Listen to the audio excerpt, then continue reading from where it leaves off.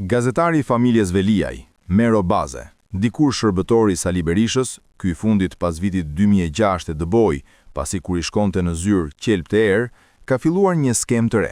Si gjithmonë, pasi shan Berishën, familjen e tij, fëmijët, gratë, të miturit, siç e ka zakon Mero Baze, ka qarë hallin e vëllait e Erionit, Arbër Veliajt, për të cilin është shqetësuar në editorialin e tij të lodhur, që vjen nga mërzia, nga inati, nga xhelozia, nga intriga, nga neveria, nga ndyrësia, duke na treguar se ka një hall të madh. Përtej Saliut dhe Shkëlzenit, pas ka një hall më të madh, që na qen ka Arbër Veliaj. Fillon me pyetje të thjeshta.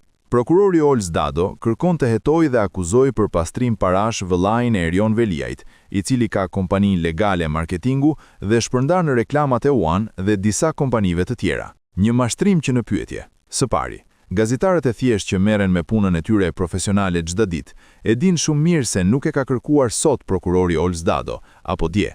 Prokurori Altin Dumani dhe prokurori Olz Dado, më shumë se një vit më parë, kanë ndarë dosjen hetimore të Erion Veliajt. Pjesën e parë të dosjes me 13 akuza e kanë çuar në gjykatë më 24 korrik të vitit kaluar, dhe pjesën tjetër kanë hapur një fraksion dhe po hetojnë me dyshime se ka pastrim parash apo veprime në kompani të tjera që lidhen me kryebashkiakun e Tiranës, Erion Veliaj, pra detyrën e tij dhe përfitimet apo para që mund të kenë qarkulluar në kompaninë e vëllait të tij. Mund të na thotë Mero Baze cili është problemi? Pse nuk duhet hetuar vëllai i Erion Veliajt në këtë rast?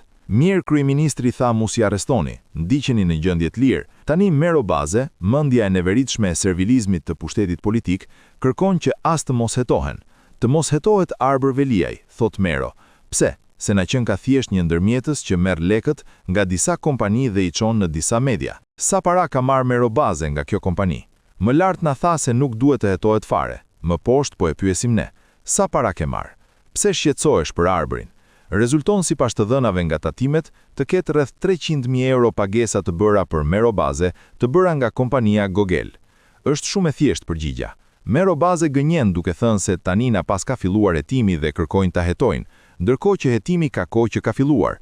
Këtë e di çdo gazetar i Kronikës. Na thot se ka një kompani legale marketingu, nuk ka thënë kush është ilegale, por na thot të mos hetohet kjo kompania, sepse ka një hall të madh. Halli është që ai është paguar me qendra mijëra euro nga kompania Gogel. Më tej flet për kompaninë One. Në fakt, nga njoftimi dhe nga spaku zyrtarisht, nuk del të ketë ndonjë hetim për kompaninë One. Mero mashtron se ka një presion psikologjik që të shkëputen marrëdhëniet e kompanisë One me Arbër Veliajn, sepse ky i fundit është burimi financiar që paguan avokatët. Në fakt, Arbër Veliaj është njeriu që paguan mediat si Mero Baze, Carlo Bolino, media të tjera anonimesh dhe Gjobaxhinsh për sulme ndaj prokurorëve të spakut, ndaj gjyqtarëve, të tjerë persona, për të bërë raporte, ka bërë shkrime nëpërmjet lobistëve në mediat e huaja për të sulmuar drejtësinë, dhe këto janë fakte që edhe Mero i ka pranuar.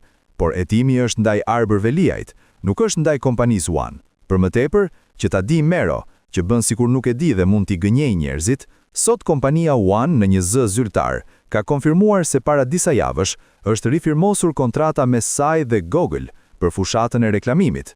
Tani kur kishte presion nga spaku, si arriti të firmos kontratën? Mero gënjen, nuk bën gjë tjetër. Atë di të bëj më mirë se çdo kush. Hetimi ndaj Arbër Veliajt është bërë se ka dyshime se mund të jenë pastruar. Pse nuk duhet hetuar? Mirë Mero se ka hallin e lekëve që i jep Arbëri, jo vetëm nga One, por dhe shumë kompani të tjera, të cilat duke ditur se si funksionon tregu shqiptar dhe ku kanë shkuar tek Arbër Veliaj për të bërë fushata dhe për shkak edhe të detyrës së Erion Veliajt. Por kjo është zgjidhje e privatit. Një pyetje që duhet shtruar është a ka përfituar direkt apo indirekt Arbër Veliaj apo kompanitë e tij nga detyra e kryetarit të Bashkisë së Tiranës, e cila është mbajtur nga Erion Veliaj? Është e thjeshtë. Kompania Gogën ka pasur një aktivitet nga viti 2015 me 2 lek, sot qarkullon 10 miliona euro. Gjithçka e rastësishme që në momentin që Erion Veliaj është bërë kryebashkiak i Tiranës, a ka përfituar fonde direkte apo indirekte Arbër Veliaj nga Bashkia e Tiranës, vllai i tij që mbante detyrën? Në rast se ka marrë para dhe fonde për shkak të detyrës së vllait, të cilat më pas i ka shpërndarë në media, këtë Mero Baze e di shumë mirë që është shkelje e ligjit, duhet mbaj përgjegjësi penale Erioni dhe vllai i tij Arbëri.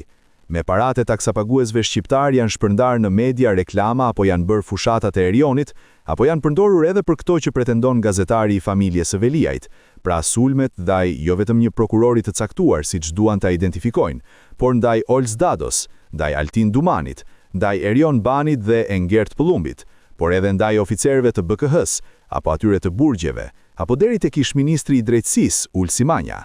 Është e thjeshtë skema. Nuk kanë pse lodhen as Mero as Arbri. A ka përfituar para ky i fundit nga Bashkia e Tiranës direkt apo indirekt nëpërmjet kompanive të tjera, nëpërmjet reklamave, fondeve? Ky është thelbi. Në rast se ka përfituar fonde, të shkojë të mbaj përgjegjësi para ligjit, para drejtësisë. Ka gjyqtar, ta gjykojnë. Nëse është i pafajshëm të shikojë punën e tij.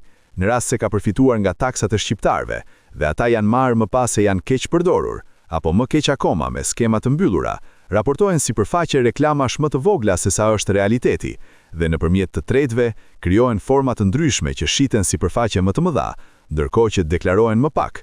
Edhe këtu është një formë tjetër përfitimesh, dhe në rast se këto para përfitohen nga të tretë dhe i jepen Arbër Veliajt apo shkojnë nëpërmjet firmave të Erion Veliajt, këtu nuk e ndihmojnë dot as Olz Dadon e as Dumanin, e vendos drejtësia.